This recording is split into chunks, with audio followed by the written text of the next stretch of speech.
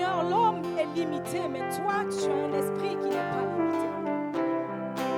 Seigneur, ce matin, je suis limité humainement parlant. Mon langage est limité humainement parlant. Mes pensées sont limitées humainement parlant. Mais lorsque toi, tu te choisis un outil, cet outil devient entre tes mains un vase d'honneur.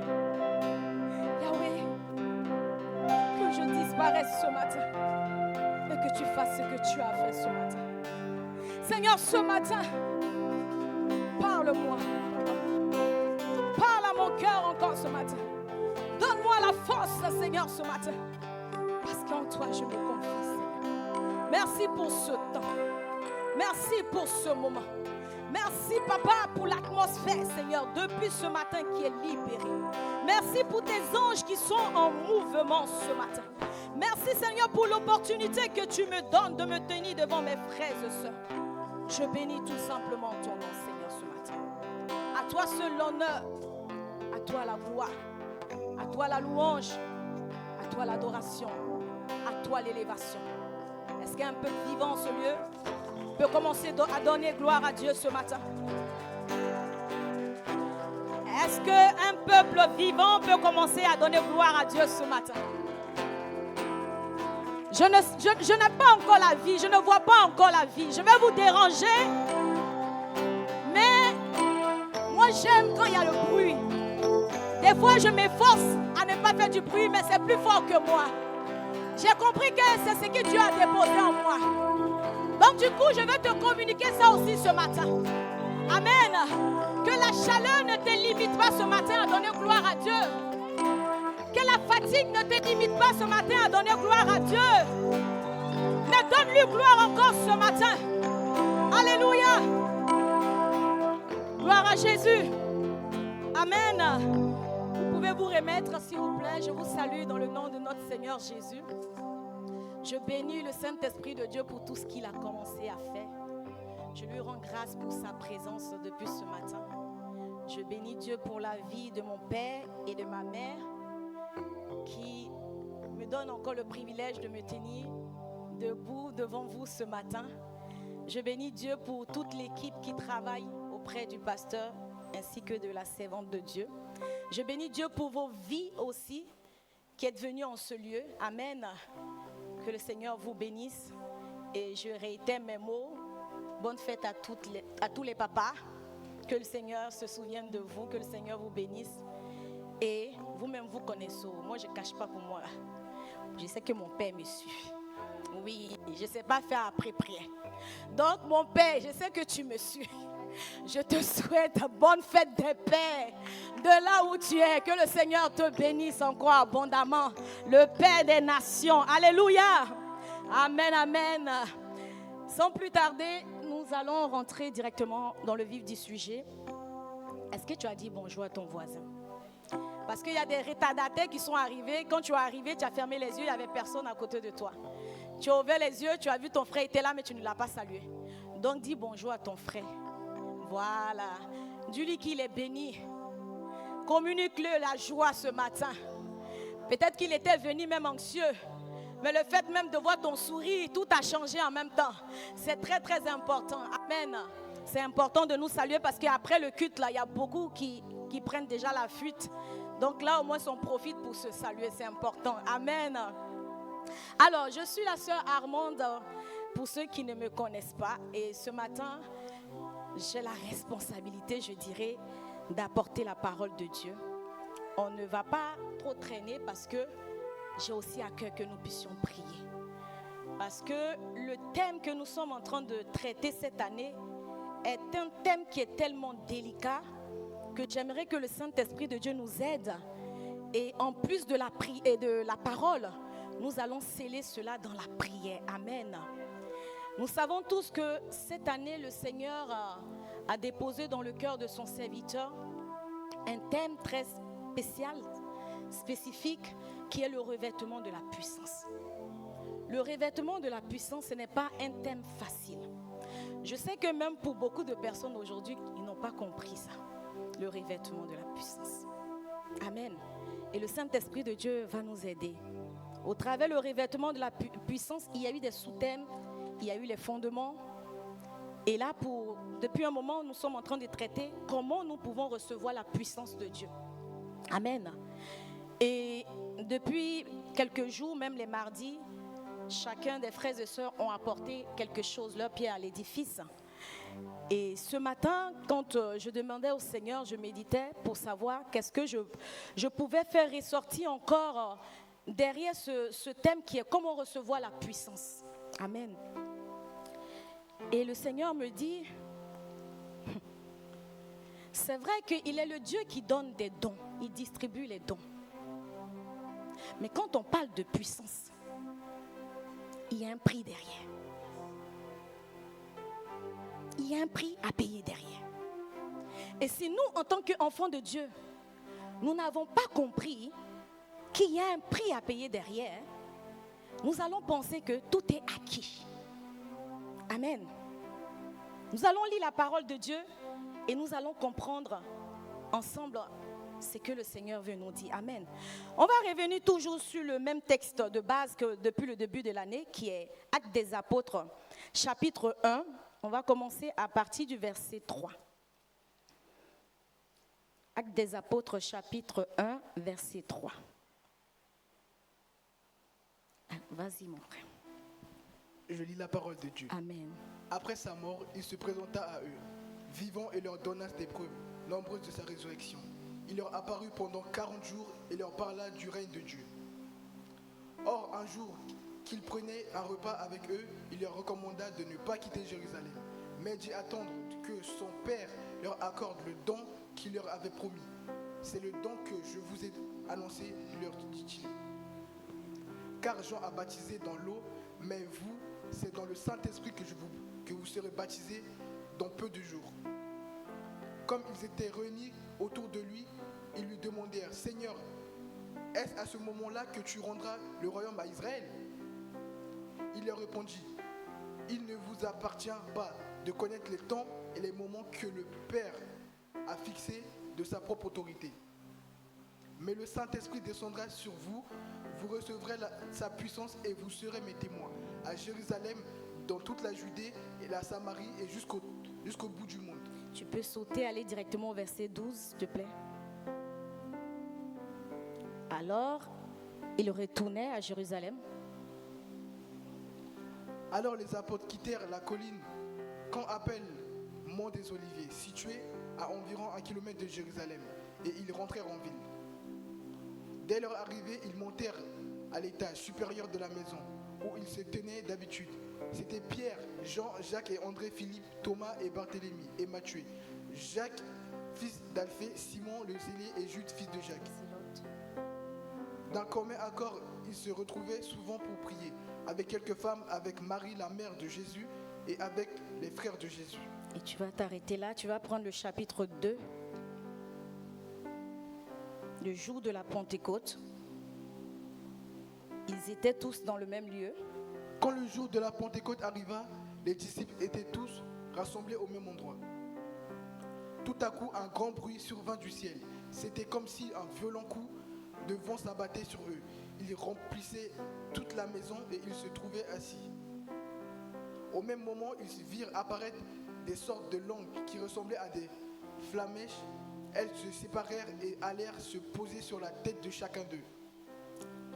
Aussitôt, ils furent tous remplis du Saint-Esprit et commencèrent à parler dans différentes langues, chacun s'exprimant comme le Saint-Esprit lui donnait de le faire. Alléluia, parole du Seigneur, nous rendons grâce à Dieu. Amen.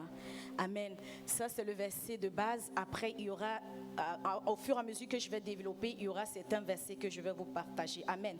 Pour contextualiser un tout petit peu, parce que nous avons déjà lu et relu, nous savons ici que c'est Luc, le médecin grec, ami de Paul, qui a écrit le livre des apôtres. Et Luc va retracer un tout petit peu le parcours de Jésus. La Bible dit à partir du verset 3 qu'après qu'il eut souffert, là on est en train de parler de Jésus. Après que Jésus eut souffert, il est mort, ressuscité, nous le savons tous. Ce même Jésus est apparu vivant aux disciples. Il est apparu en premier lieu d'abord sur le chemin d'Emmaüs. Et ensuite, il est apparu aux apôtres. La Bible déclare qu'il est resté 40 jours. Pendant les 40 jours, il a enseigné encore sur le royaume de Dieu. Amen. Et il a dit à ses disciples, il a dit de ne pas s'éloigner de Jérusalem, mais de rester là jusqu'à ce qu'ils puissent recevoir quoi? La puissance qu'il les avait déjà dit quand on était en Luc 24, verset 49. Jésus les avait déjà parlé de la puissance. Là, il se présente encore à eux. Après, il est resté là pendant 40 jours en les enseignant. Mais après ça, il a été enlevé. Amen. Jusqu'ici, c'est bon. Et là, il va leur faire cette recommandation de rester à Jérusalem jusqu'à ce qu'ils reçoivent le feu du Saint-Esprit. Il dit que Jean a baptisé d'eau, mais l'eau ne suffisait pas. Il fallait qu'il soit baptisé du feu du Saint-Esprit. Mais avant même d'être baptisé du feu du Saint-Esprit, il leur dit de rester à Jérusalem, de là où tout est parti. Amen. Et il nous parle d'un mot qui ressort, il nous parle de la puissance. Il y a un deuxième mot qui va ressortir, il va nous parler d'un lieu ordinaire. Un lieu ordinaire est un lieu où ils avaient l'habitude d'y aller. Donc ce n'était pas nouveau pour eux. Amen. Et après le lieu ordinaire, on va nous parler encore de prière. On suit, on garde tout ça. On va nous parler de prière. Et après, on va nous parler encore de persévérance. Ils persévéraient ensemble dans ce lieu. Alléluia. Donc, voici que Jésus est parti. Ses disciples ont décidé de retourner à Jérusalem, dans ce lieu où ils avaient l'habitude d'y être. Et ils ont commencé à prier. Dans un lieu qu'ils connaissaient tous. Ils ont persévéré dedans, dans la prière. Et comme je vous ai dit d'entrée que Luc était grec, médecin, le mot puissance en réalité signifie dunami. Et dunami signifie force, pouvoir, capacité surnaturelle ou énergie divine agissant dans la vie du croyant. Pour ceux qui prennent note. C'est quoi la puissance? Le mot puissance est un mot grec qui signifie dunami, qui est la force. Donc quand il parle de la puissance, il parle de la force. Il parle du pouvoir qu'ils doivent recevoir. Il parle d'une capacité surnaturelle. Le mot puissance, nous voyons tout ce qui se loge dans ce mot puissance. Il y a une force dans la puissance. Il y a une capacité surnaturelle dans la puissance. Il y a un pouvoir dans la puissance. Amen. Et là, je pose la question au Seigneur. Ok, papa. Pour nous, aujourd'hui, tu nous demandes comment nous devons recevoir la puissance. Et le Seigneur va me faire comprendre que, comme je disais tout tantôt, la puissance a un prix. Lorsque le Seigneur Jésus leur dit de retourner à Jérusalem, ils ont obéi tout de suite et ils se sont présentés à Jérusalem. Amen. La puissance n'est pas quelque chose qui s'obtient par hasard. La puissance, c'est vrai, c'est Dieu qui donne. Mais derrière la puissance, j'ai compris qu'il y avait aussi la soif. Quelqu'un qui n'a pas la soif de quelque chose, cette personne sera désintéressée. Parce que toi, tu peux me dire quelque chose. Tu peux me dire comme Jésus l'a dit, mais si je n'ai pas la soif, est-ce que je vais me rendre dans ce lieu-là? Et David dit ceci, comme une biche soupire près d'un courant d'eau, ainsi mon âme a soif de toi. Donc j'ai compris que même pour recevoir la puissance de Dieu, il faut que tu aies soif. Parce que s'il n'y a pas la soif, tu ne pourras pas manifester la puissance de Dieu. Aujourd'hui, nous sommes limités en tant qu'Église, en tant que chrétiens. Nous pensons que la puissance de Dieu réside pour ce que nous venons de faire là. C'est-à-dire l'Esprit Saint se mouve Et on commence à manifester et après ça s'arrête là. Non. Parce que quand vous lirez la suite, vous allez voir que cela n'est pas resté que dans la chambre haute. Je vais attirer l'attention de quelqu'un ce matin. Dieu veut nous emmener en tant qu'Église quelque part. Mais si nous n'avons pas la soif, si notre âme ne soupire pas près de ce Dieu-là, nous n'allons pas manifester cette puissance. C'est pour cela que nous pouvons voir la différence entre certaines personnes qui manifestent la puissance et d'autres, on a comme l'impression qu'on n'a pas le même Dieu. Mais en réalité, on a le même Dieu. Mais la seule différence qu'il y a ici, c'est qu'il y a un qui a soif, tout comme David, et il y a d'autres qui n'ont pas soif, mais qui se laissent entraîner et ils n'ont pas encore compris comment Dieu fonctionne.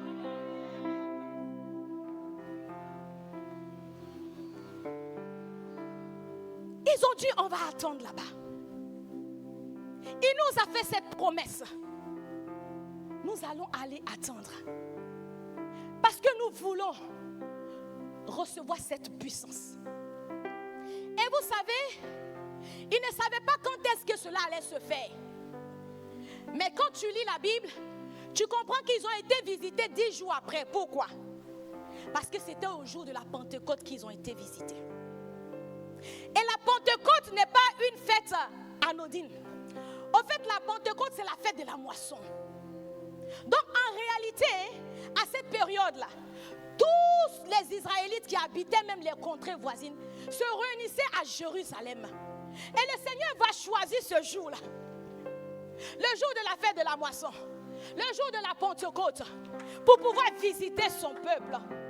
Donc, c'est-à-dire, ils n'ont pas encore la date à quel moment le Seigneur va se révéler à eux. Mais ils sont dans cette quête, ils sont dans cette soif, en train d'attendre. Demande à ton voisin, tu as encore la soif? Si la puissance de Dieu permet aux chrétiens de vivre une vie victorieuse et accomplir la mission que Dieu lui confie, si Dieu te confie une mission, tu auras toujours besoin de sa puissance. Parce que tu ne pourras rien faire sans la puissance de Dieu. La mission qu'il te confie, tu ne pourras pas la faire avec tes propres forces, tes propres capacités, ton intellect, parce que tu étais à la fac. Mais les choses de Dieu marchent avec les choses de l'esprit. Et si l'Église n'a pas encore compris que les choses de Dieu marchent avec l'esprit, nous allons perdre notre temps là.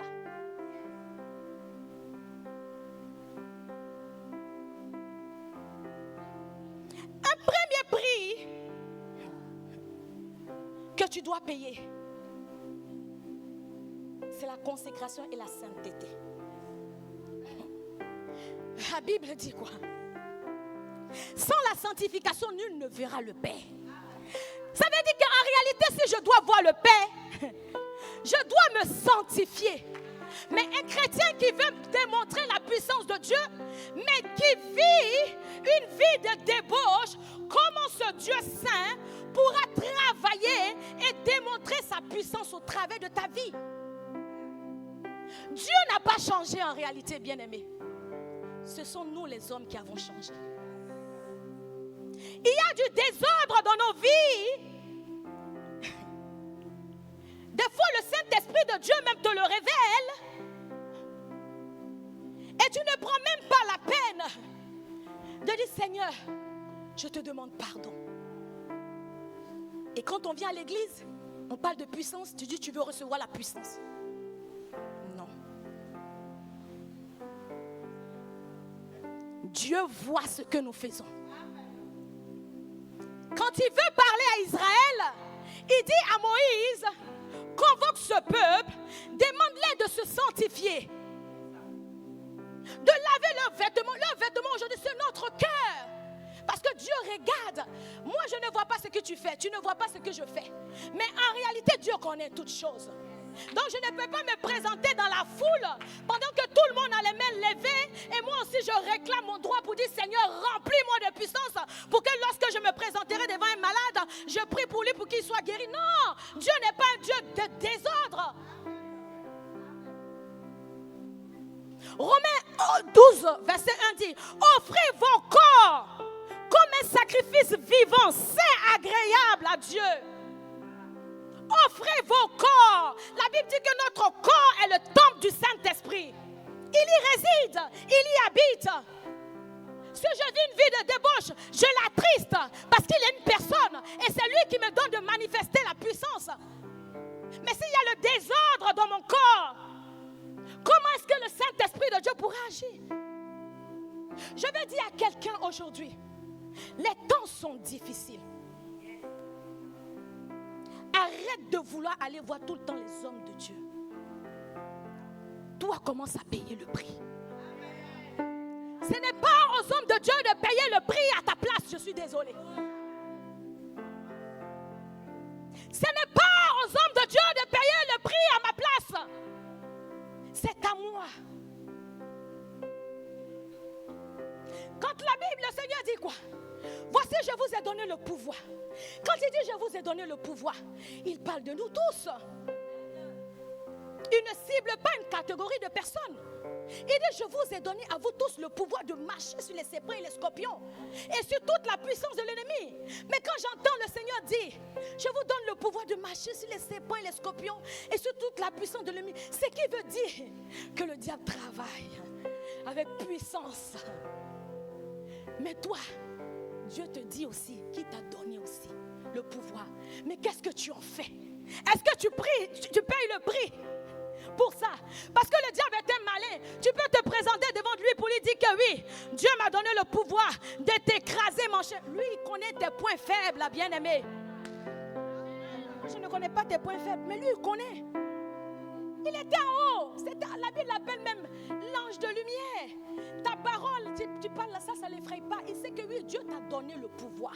Mais il est conscient aussi que tu vis une vie de débauche. Donc tu vas venir lui dire quoi?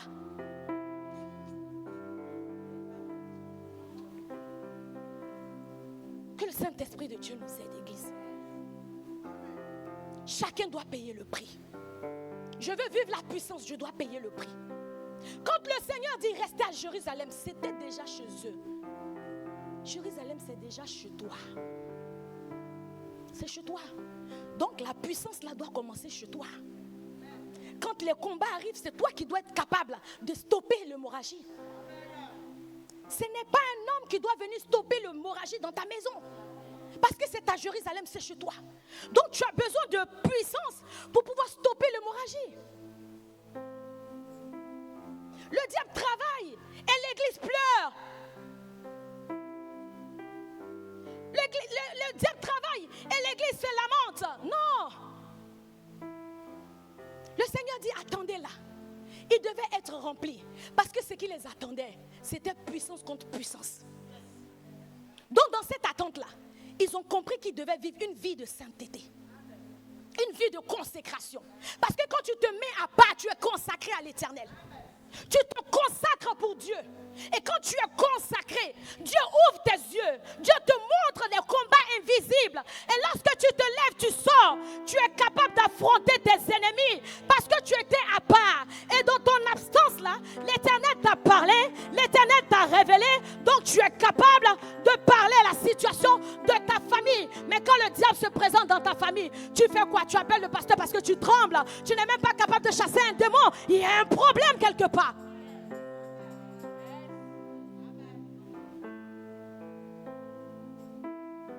Le péché affaiblit notre communion avec Dieu.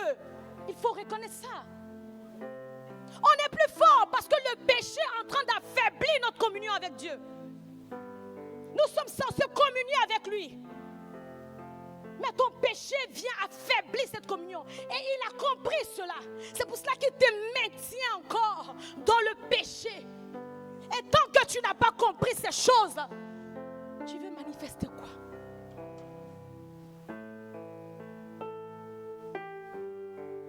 Tu ne peux pas chercher et dire je veux la puissance, mais tu ne veux pas être transformé.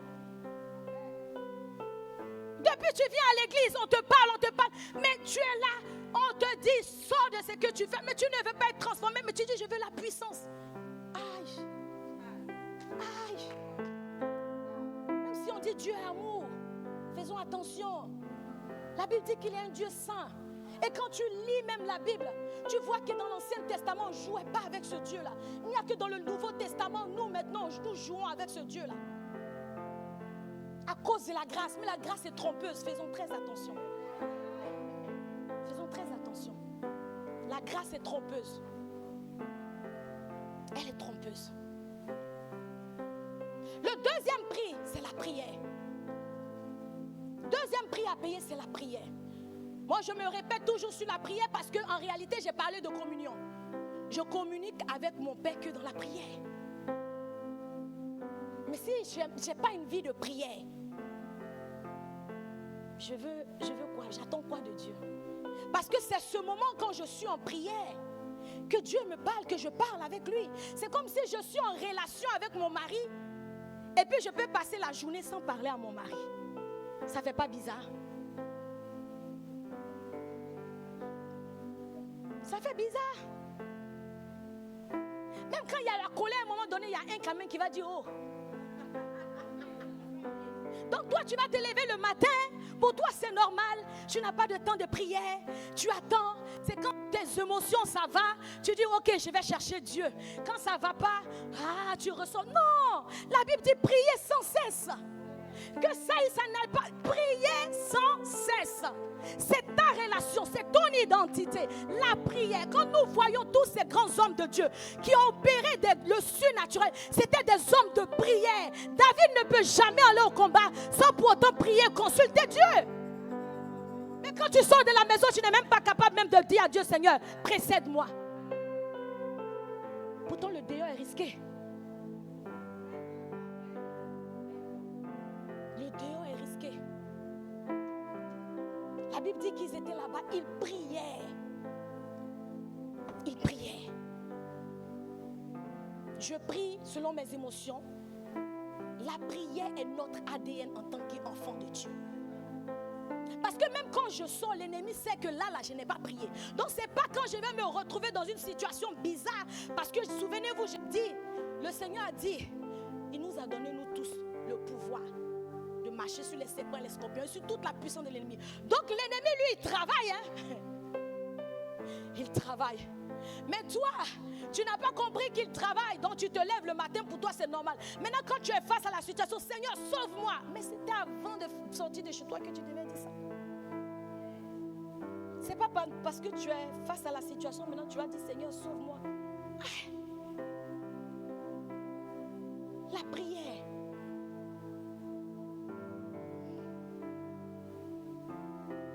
La Bible dit que lorsque le Seigneur Jésus a reçu son baptême, quand il est sorti même de l'eau, Luc 3, verset 21, pendant que Jésus était en train de prier, le ciel s'est ouvert. La Bible ne dit pas que pendant que Jésus était assis, on dit pendant qu'il était en train de prier, Jésus même lui-même, pendant qu'il était en train de prier, voilà, tout le peuple accourait vers Jean pour se faire baptiser. Jésus fut aussi baptisé. Or, qu'il priait, le ciel s'ouvrit. Ta prière ouvre le ciel. Je veux dire à quelqu'un, ta propre prière a la capacité d'ouvrir le ciel. Ne te sous-estime pas pour dire que c'est la prière de ta soeur parce que tu la vois toujours à l'église en train de faire rire, papa, c'est elle seule, sa prière ouvre le ciel. Non. Toi aussi, tu as ça au-dedans de toi. Ta prière est capable d'ouvrir le ciel. Ta prière est capable de décanter des situations. Ne te sous-estime pas. Parce que le Seigneur t'a donné cette autorité. Mais prie. Quand je répète tout le temps, prier, prier, ce n'est pas pour nous faire du mal. Mais la prière nous maintient affermis. Elle nous maintient. La prière ouvre les portes. Elle ouvre les portes, la prière. La prière renforce notre communion avec Dieu. Tu veux avoir des vies d'intimité avec Dieu. Tu veux qu'il te parle. Tu veux être sensible. Mais si tu ne pries pas, comment tu vas savoir quand il te parle? Si aujourd'hui je demande même à quelqu'un, comment, quand le Saint-Esprit de Dieu te parle, là, toi il te parle. Parce qu'il nous parle des fois de façon différente. Mais tu vas voir quand tu vas exercer cela dans la prière, tu vas comprendre comment il te parle. Mais beaucoup ne font pas cet exercice-là. Donc, Des fois même, un jour, il y a un frère il m'a dit, je conduisais la prière quand on était là-bas. Et puis, je disais, le Saint-Esprit me dit, Dieu est en train de me dire ça. Il est venu me voir, il me dit, mais comment tu arrives à capter quand le Saint-Esprit de Dieu, machin? C'est ma communion avec Dieu, donc je sais comment il me parle. Voilà. Parce que j'ai aiguisé cela dans la prière. Le prix à payer pour avoir la puissance. Tu peux envier l'autre, mais que cela te donne la force aussi de fléchir genoux et dire, Seigneur, je veux être comme l'autre. Donne-moi la force. Ne reste pas seulement à admirer. Non. Ne cherche pas seulement à copier. Mais dis, je veux aussi faire. La prière du juste est une grande efficacité. La prière, elle va développer notre sensibilité. C'est pour cela que tu vas remarquer, si tu passes, pour ceux qui prient beaucoup, même si tu as passé une journée sans prier, que le Saint-Esprit de Dieu ne te parle pas, ça te fait bizarre. Tu te dis, il y a un problème quelque part. Il y a un problème. Parce que tu as tellement développé cette sensibilité avec lui dans la prière, que pour toi, non. Je dois l'entendre, je dois voir quelque chose. Et c'est important. Amen. Un troisième prix à payer. Ça, c'est un sujet qui va fâcher. Le jeûne.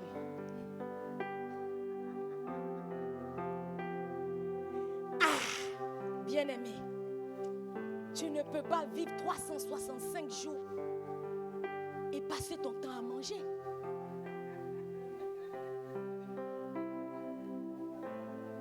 « 365 jours, je n'ai pas la force de jeûner. » Le jeûne a une puissance. Je me rappelle quand j'étais convertie nouvellement dans le Seigneur, je suis allée voir un jour mon père dans la foi. Papa Raymond. Je le connais. C'est le vieux. J'ai dit, papa, je veux développer les dons spirituels. Il n'a pas discuté. Il m'a dit, ma fille, jeûne 3 jours, sec. J'étais encore jeune. Mais comme j'avais la soif, je n'ai pas discuté, j'ai fait. Ma mère même avait de la peine pour moi. Mais je vous assure que quand vous jeûnez, c'est vrai que le corps est faible, mais l'esprit devient fort. L'esprit est capable de développer certaines choses que, waouh, j'étais faible au dernier jour. Quand j'allais le soir, je finissais le cours, j'allais le voir pour qu'on prie ensemble. C'était difficile, mais ce jour-là, c'était merveilleux. C'est comme ça que j'ai commencé à recevoir mes dons. Et ça ne s'est pas arrêté là. À la maison, comme j'ai dit, tout doit commencer à Jérusalem. À la maison, le Saint-Esprit de Dieu commençait à me réveiller 2h du matin dans la nuit. J'ai dit, je prie, quand ma mère se réveille, elle me dit, qu'est-ce qu'il y a? J'ai dit, je ne sais pas. Mais je commençais à prier. Je commençais à même prêcher comme ça. Le Seigneur commençait à me montrer des choses. Le jeûne. Pour prendre un exemple encore concret sans moi. La Bible dit quoi dans Esther 4, verset 15. Nous connaissons tous l'histoire d'Esther, non? Quand Mardoché et Aman avait déjà préparé le coup d'état, le génocide, pour pouvoir exterminer le peuple juif. Qu'est-ce qu'elle a fait? Qui lui a dit? Maman, Esther, femme de prière, elle a dit, allez-y, a dit à tout le monde de jeûner. Moi aussi, je vais jeûner avec mes servantes. Elles ont pris 3 jours. J'appelle le jeûne du jugement. Dieu devait trancher là. Parce que c'était soit eux, soit moi. Donc c'était puissance contre puissance. Dieu devait trancher. Le prix du jeûne, c'est très important. Des gens veulent que tu jeûnes à leur place. Eux, ils sont en train de manger. Et pas de puissance. Tu peux les dire, oui, on jeûne ensemble, mais eux, ils sont en train de manger pendant que toi, tu es en train de te priver. Mais vous pensez que vous faites du mal à qui? L'œuvre de Dieu est spirituelle avant d'être physique. C'est d'abord spirituel. Il y a des combats difficiles que nous devons mener. L'église doit être équipée. Sinon tu vas souffrir parce que c'est ça, c'est la réalité. On va souffrir. Mais la seule chose qui pourra nous donner de tenir ferme, c'est de manifester aussi la puissance. On vient te titiller dans ton songe. Tu te lèves, tu es en panique. Fléchis, genoux, prie. C'est puissance contre puissance. Mais tu ne sais même pas par quoi commencer parce que tu n'as pas l'habitude. On ne vient pas chercher Dieu seulement de temps en temps. Le jeûne, on le fait quotidiennement pour nourrir son esprit. Dans la semaine, prends au moins ça. Tu te dis, je décide une journée de jeûner quand même pour ma propre vie. Pour aiguiser un peu mon spirituel. Mais je ne peux pas manger du lundi au dimanche. 365 jours, je mange. Mais quand vous mangez, vous ne sentez pas que vous êtes lourd. Non, c'est vrai, quand on mange trop, on devient lourd. On n'arrive même pas à discerner les choses de l'esprit. Je vous parle, c'est vrai.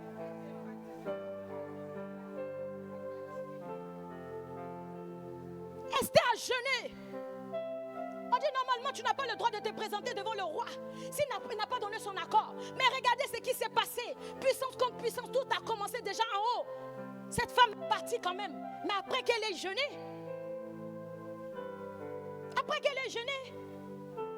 nous avons vu la puissance derrière qui a suivi. Mais tu ne veux pas jeûner en disant qu'on est en train de te maltraiter quand on te dit de jeûner. Il y a des gens, si on n'a pas donné un programme de jeûne à l'église, eux-mêmes là, ils n'ont pas de jeûne. Non, ça ne les concerne pas. Ça concerne le pasteur, ça concerne les appelés, ça concerne le staff. Mais moi, je suis juste un membre de l'église. Moi, je viens, je m'assois le dimanche. Je n'ai pas besoin de jeûner. Pourquoi je vais jeûner? Je n'ai pas de responsabilité à l'église. Normalement, c'est ceux qui ont de la responsabilité à l'église qui peuvent jeûner, qui peuvent prier. Pourtant, toi-même, tu sais que dans ta vie, ça chauffe. Tu es chrétien ou tu n'es pas chrétien? Tu es né de nouveau ou tu n'es pas né de nouveau? Tu es né de nouveau, tu dois manifester aussi la puissance. Quand les choses difficiles se présentent, toi-même tu dois être capable de te lever et prier. Maintenant, quand c'est compliqué, que le Seigneur te met à cœur, va voir le pasteur, tu viens, puis maintenant lui aussi rajoute pour lui. Mais on ne doit pas rester là. Pasteur, c'est à toi, aux gens, ma vie ne dépend que de toi. Si tu ne fais pas,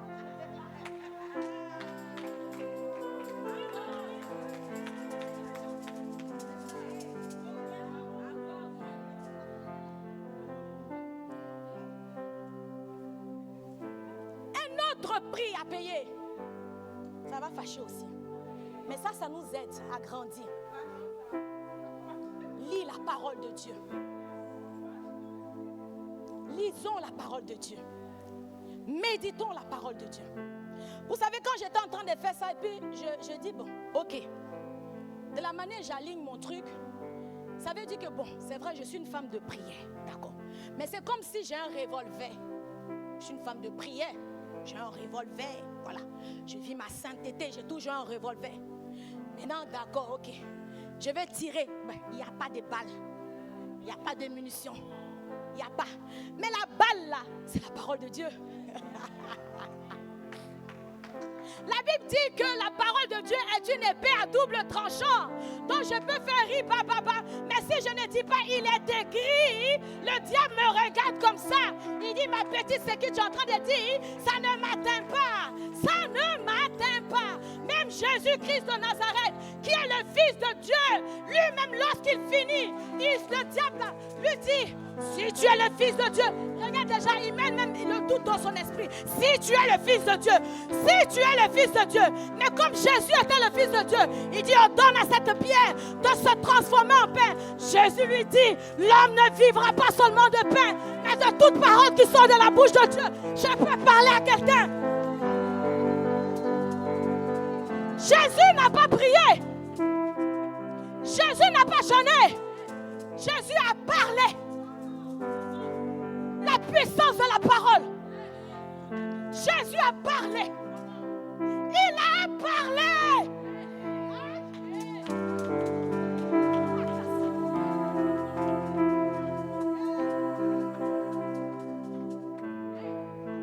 Vie et la mort sont au pouvoir de la langue.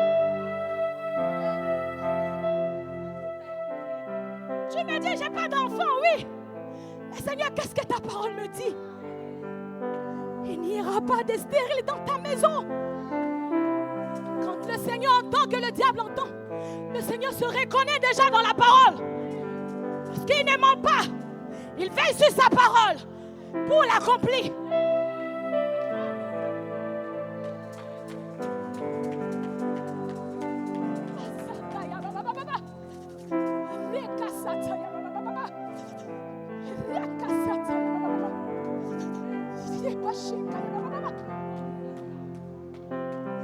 Ah, Jésus, lis la Bible. Quand les choses seront difficiles, bien-aimés, il n'y aura que la parole de Dieu qui pourra te faire tenir bon.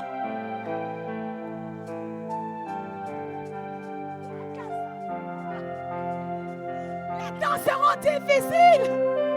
Il n'y aura plus de réunion de prière. Qu'est-ce qui te restera? Sa parole. David dit, je sais ta parole contre mon cœur, afin de ne pas pécher contre toi, Seigneur. Seigneur, aide-nous à serrer ta parole dans notre cœur.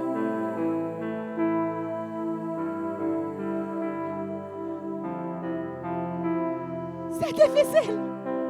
Des fois, tu commences à lire. Tu ne comprends pas tout. Mais quand tu dis, Seigneur, j'ai besoin de te trouver dans ta parole. Aide-moi, Seigneur.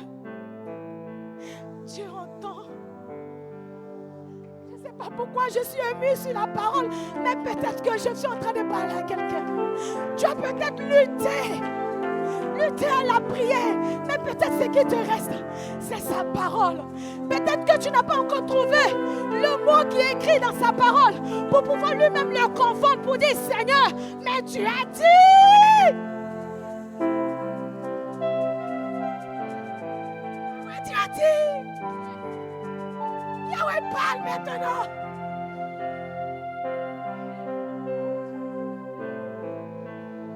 La puissance de Dieu agit encore aujourd'hui.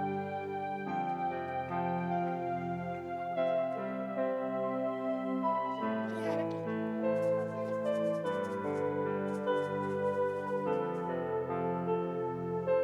Tu n'as pas suffisamment dit à Dieu. Tu n'as pas suffisamment dit parce que tu ne sais même pas quoi lui dire. Tu pries, mais tu n'utilises pas sa parole pour le confondre. Alléluia.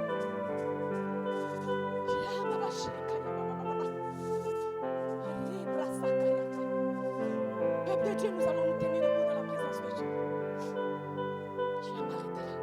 Nous allons prier. Mon cœur saigne parce que l'église de Dieu que nous sommes, l'ennemi s'est trop joué de nos vies. Parce que nous étions ignorants sur certains faits. Mais comme sa parole dit, vous connaîtrez la vérité, elle vous affranchira et vous rendra libre. Tu vas élever ta voix pour prier ce matin. Je sais qu'il y a des gens qui sont venus en ce lieu ce matin. Peut-être des fois tu as envie de prier, mais tu ne sais pas comment faire. Tu n'es pas régulier dans ta prière. Tu as envie de jeûner, mais c'est difficile. L'ennemi vient, c'est comme un combat. Tu commences, tu trembles. Rien n'est impossible à Dieu. Si ce matin tu ouvres ton cœur. Ouvre ton cœur ce matin, bien-aimé. Parle avec sincérité à ton Dieu ce matin. Dis-lui ce matin que tu veux payer le prix. C'est vrai que lui, il a payé le prix pour toi à la croix du calvaire. Mais toi aussi, qu'il augmente cette soif. Mais que ta soif ne reste pas là. Qu'elle te pousse. Qu'elle te pousse. Qu'elle te pousse. Qu'elle te pousse. Seigneur, mon Dieu, mon roi, de se consacrer pour toi, Seigneur. Que le Seigneur fasse de toi une femme de prière. Dimension avec toi. Seigneur, que le Seigneur fasse de toi une femme de prière, une femme de feu. Nous ne voulons pas rester, Seigneur, là où nous étions. Que le Saint-Esprit de Dieu t'aide dans ta vie de méditation. Dans une autre dimension avec toi. Là où, quand tu méditais, tu ne comprenais pas tout. La dimension du toucher. Ah, dis-lui ce matin, Seigneur, Seigneur, mon Dieu, mon roi de puissance avec toi. Là où tu luttais avec le péché. Prions, Seigneur, mon Dieu, mon roi. Toi-même, tu es conscient que tu luttais avec le péché. Que notre façon de lire ta parole change. Au travers, Seigneur, de ce message. Que notre manière, Seigneur, sa puissance qui délivre. Sa puissance te délivre ce matin. La puissance de Dieu te délivre ce matin. Reçois cette force. Reçois cette force. Sois libre de l'impudicité. Sois libre de l'impudicité. Sois libre de la procrastination. Sois libre ce matin. Que le feu du Saint-Esprit de Dieu adresse quelqu'un ce matin. Le feu de la délivrance. Un grand souffle dans ce lieu. Ferme les yeux, ne sois pas distrait ce matin. Ferme tes yeux et commence à crier à ton Dieu ce matin. Celui qui entend tout, celui qui voit tout, celui qui délivre, il pourra te délivrer ce matin. Tu veux recevoir la puissance de Dieu. Tu as ta part à faire. Tu veux manifester la puissance de Dieu. Tu as compris ce matin que tu as ta part à faire. C'est vrai, le Seigneur te dit qu'il t'a donné le pouvoir. Mais maintenant, maintiens ce pouvoir. Maintiens ce pouvoir. Maintiens ce pouvoir. Ne retombe plus là où tu as péché autrefois. Relève-toi. Relève-toi. Relève-toi. Ce matin, le Seigneur t'accorde la grâce. La grâce est disponible ce matin. La grâce de Dieu est disponible ce matin. Elle te touche ce matin. Il a dit, cette fois mon serviteur tombera. Cette fois je le relèverai. Que le Seigneur te relève. Te relève ce matin. Que le Seigneur te relève. Là où tu étais épuisé. Spirituellement parlant. Que le Seigneur te relève. Qu'il relève une personne. Qu'il relève quelqu'un. Qu'il relève quelqu'un. Et qu'il fasse de toi un témoin pour ta famille. Un témoin pour ta famille. Un témoin pour ta famille. Tu dis ce matin, je veux être un témoin pour ma famille. Un témoin pour ma famille. Oh Seigneur, sous ta parole. Sur ta parole, je déclare ce matin que ton peuple reçoit, Seigneur, sa vie de prière restaurée. La soif restaurée. La persévérance dans la prière restaurée. Oh, la vie de méditation est restaurée. La vie de consécration est restaurée. La vie de sainteté est restaurée. Maintenant dans la vie de ton peuple. Maintenant, Seigneur. Maintenant, Seigneur. Lorsque ton peuple, Seigneur, marchera au travers de la vie, Seigneur, des personnes seront transformées. Les vies seront touchées. Parce que tu les remplis maintenant. Tu les remplis maintenant. Tu les remplis maintenant. Pour affronter le monde. Pour affronter les difficultés. Pour affronter toute montagne. Montagne qui est-tu devant Zorobabel. Tu seras aplani au nom de Jésus. La situation que vous traversez, elle n'est rien devant notre Dieu. Notre Dieu a la capacité et a la puissance de délivrer. Si seulement tu reconnais ce matin que toi-même tu as été limité sur beaucoup de plans, alors ton Dieu agit maintenant. Alors ton Dieu agit ce matin. Alors Saint-Esprit de Dieu, tu agis. Tu agis encore. Tu n'as pas changé. Yahweh, tu agis, papa. Nous voulons être revêtus. Que le monde, Seigneur, voie que nous ne sommes pas n'importe qui, mais que nous sommes tes fils à qui tu as donné le pouvoir de marcher sur les serpents et les scorpions et sur toute la puissance de l'ennemi. Rien ne pourra nous nuire. Aiguise notre esprit, aiguise notre entendement. Fais tomber le voile, fais tomber les écailles de nos yeux, fais tomber les écailles de nos yeux. Là où nous n'arrivons plus à entendre, nous commençons à entendre ta voix. Là où nous étions limités autrefois, nous commençons à être illimités. Seigneur, je te rends grâce. Seigneur, je bénis ton nom. Merci pour ce moment. Merci pour ton esprit. Merci pour ta puissance. Merci pour cette parole qui vient transformer les cœurs. Chacun repasse dans son esprit qui doit payer le prix maintenant. Qui doit revenir à toi. Qui doit revenir à toi. Tu as dit au peuple d'Israël, si vous revenez à moi, je transformerai vos cœurs de pierre. Je les changerai en cœurs de chair. Seigneur, transforme les vies. Seigneur, transforme les cœurs. Seigneur, transforme ce matin. Je t'en suis infiniment reconnaissant. Merci, consolateur. Merci, Esprit de Dieu. Merci pour ton peuple, Seigneur, ce matin. Merci, Saint-Esprit de Dieu, pour le mouvement de ton esprit, pour ta puissance, Seigneur, qui révèle les choses cachées. Merci, Seigneur, parce que tu nous as permis, Seigneur, que ton nom soit glorifié. Au nom de ton Fils Jésus. Merci,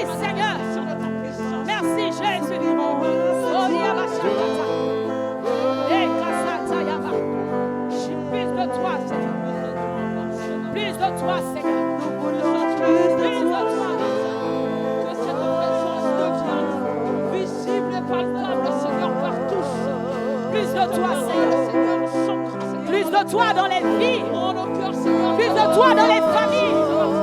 Plus de toi dans les cœurs. Seigneur, que ta parole Plus de toi dans nos nations. soit accomplie. Plus de toi, Yahweh.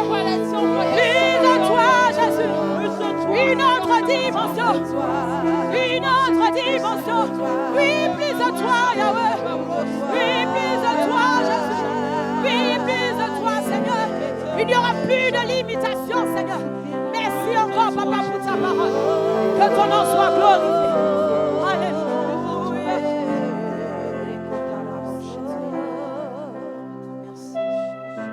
Aucune ombre n'est trop grande, mon corps peut lever, tant que tu me cherches.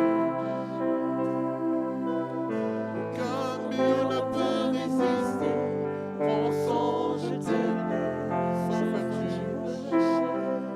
Oh l'amour renversant, extravagant, infini de Dieu. Sans faiblir, il me cherche, il me poursuit, me ramène à lui. Je suis indigne et sans mérite, mais pour moi tu t'es livré. Oh l'amour renversant, extravagant, infini de Dieu. Alléluia. Est-ce que nous pouvons acclamer encore la parole de Dieu? Nous acclamons l'Éternel Dieu de gloire. Nous disons merci l'Éternel Dieu pour ce privilège que tu nous as accordé. Tu nous as ramenés à l'ordre. Tu nous as rappelés à l'ordre, Seigneur. Tu nous as fait comprendre encore combien, Seigneur, comme la Bible déclare, c'est toi qui crées en nous le désir, le vouloir et le faire. Et c'est poussé par ton esprit que nous pouvons témoigner ou proclamer que Jésus-Christ est Seigneur, qu'il est mort à la croix pour nous, Seigneur Dieu de gloire. La servante nous a parlé de Dunamis, la puissance, mais pour recevoir la puissance, il y a un prix à payer. Et elle nous a donné également que la prière, la lecture de la parole, le jeûne, Seigneur, et l'intercession doit faire partie de notre relation avec toi. Car sans relation, il n'y a pas de puissance. Parce que c'est toi qui donnes toutes choses. C'est toi qui équipes. Alléluia. Est-ce que nous pouvons acclamer encore?